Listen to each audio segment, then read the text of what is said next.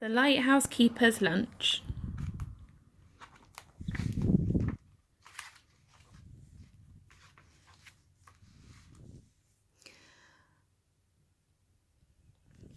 Once there was a lighthouse keeper called Mr. Greenling. At night time he lived in a small white cottage perched high on the cliffs. In the day time he rowed out to his lighthouse on the rocks to clean and polish the light. Mr. Greenling was a most industrious lighthouse keeper. Come rain or shine, he tended his light.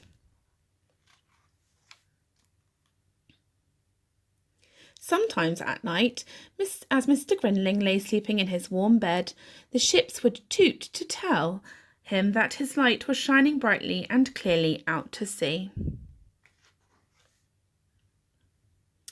Each morning, while Mr. Greenling polished the light, Mrs. Greenling worked in the kitchen of the little white cottage on the cliffs, concocting a delicious lunch for him. Once she had prepared the lunch, she packed it into a special basket and clipped it onto the wire that ran from the little white cottage to the lighthouse on the rocks.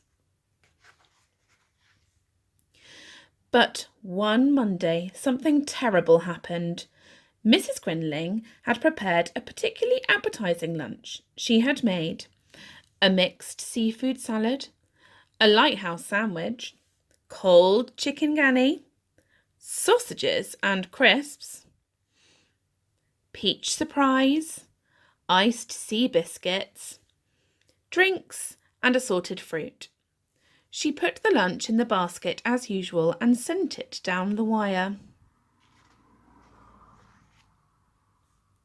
But the lunch did not arrive. It was spotted by 3 scavenging seagulls, who set upon it and devoured it with great gusto. "Clear off, you vermins!" shouted Mr. Greenling, but the seagulls took not the slightest notice. "This is an excellent peach surprise, boys. She's a great cook, Fred. Scrumptious lunch, Tom." That evening, Mr. and Mrs. Greenling decided on a plan to baffle the seagulls. "Tomorrow I shall tie the napkin to the basket," said Mrs. Greenling. "Of course, my dear," agreed Mr. Greenling. "A sound plan." "They'll have to try harder than this to stop us, Bert." On Tuesday evening, Mr. and Mrs. Greenling racked their brains for another plan. "There are a brazen lot, these seagulls," said Mrs. Greenling. "Brazen indeed," said Mr. Greenling. "What shall we do?" "Our cat does not appear to like seagulls," said Mrs. Greenling. "No, my dear," said Mr. Greenling. "Hamish is an accomplished seagull chaser." "Of course," exclaimed Mrs. Greenling. "Tomorrow Hamish can guard the lunch. A most ingenious plan," agreed Mr. Greenling. Hamish did not think that this plan was ingenious at all. He spat and hissed as Mrs. Greenling secured him in the basket. There, Hamish," said Mrs. Greenling consolingly. "I'll have a tasty piece of herring waiting for you when you arrive home." Sadly, Flying did not agree with Hamish. His fur stood on end when the basket swayed, his whiskers drooped when he peered down at the wet blue sea, and he felt much too sick even to notice the seagulls, let alone scare them away from the lunch. "Pretty pussy, like a bit of lobster mornay. This food gets better every day, Fred. Aren't you going to chase us, pussy?" "Lackaday, lackaday," said Mr. Greenling sadly. "Meow, meow," agreed Hamish pitifully. On Wednesday evening, Mr. and Mrs. Greenling racked their brains again for a new plan. "What shall we do?" said Mr. Greenling. Mrs. Greenling looked thoughtful. "I have it!" she exclaimed. "Just a mixture for hungry seagulls." "Indeed, my dear," said Mr. Greenling. "What have you in mind?" "Wait and see," said Mrs. Greenling. "Just wait and see."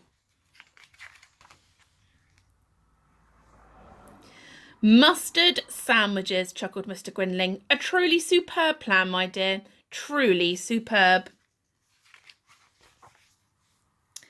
On Thursday morning, Mrs. Greenling carefully packed the mustard sandwiches and sent them off down the wire to the expectant seagulls. "Yuck! Ah!" On Friday, Mrs. Grinling repeated the mustard mixture. "All right, boys, let's go and have lunch somewhere else." "It's the same as yesterday's lunch, Fred." So on Saturday, up in the little white cottage on the cliffs, a jubilant Mrs. Grinling put away the mustard pot before she prepared a scrumptious lunch for Mr. Grinling. While he waited for his lunch down in the lighthouse on the rocks, Mr. Grinling sang song snatches of old sea shanties as he surveyed the coastline through his telescope. And this is what he saw. "No mustard in this lot, Tom. We'll fly back here for lunch again tomorrow, boys. This is a delicious chocolate eclair, Fred." "Ah, well, such is life," mused Mr. Grinling as he sat down to enjoy a leisurely lunch in the warm sunshine. The end.